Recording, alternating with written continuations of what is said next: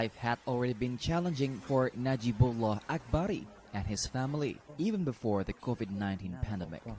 Akbari, an Afghan refugee born in Iran, ended up leaving the country of his birth because he did not feel it was safe.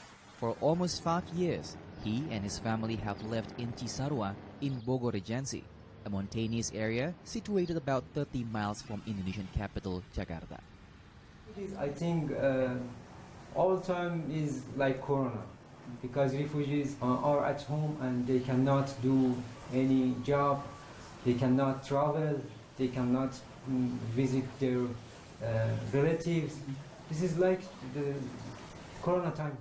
Indonesia is not a signatory of the 1951 UN Refugee Conventions, which makes the estimated 14,000 refugees in Indonesia ineligible for formal work and education.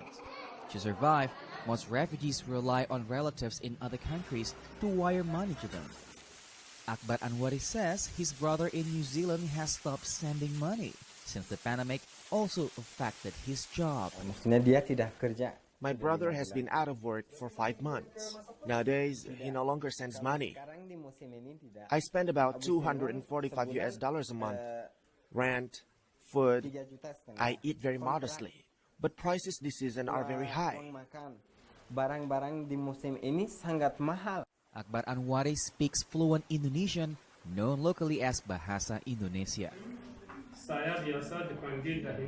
He now uses those language skills to teach Indonesian to other refugees in a community-based school called RLC, or Refugee Learning Center. Like most schools, social distancing has meant RLC had to convert to online classes.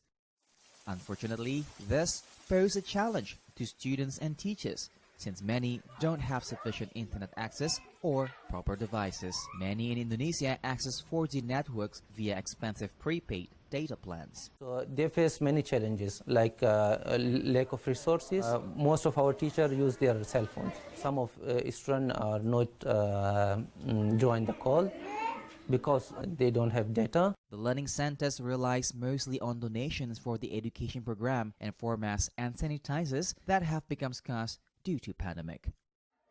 The Indonesian office of the UN Agency for Refugees says they lack the funds to assist these refugees and say more than 3,000 independent refugees are living in the country during the COVID-19 pandemic. Only about 500 out of the 14,000 refugees in Indonesia have been resettled by UNHCR to countries like Canada and the USA.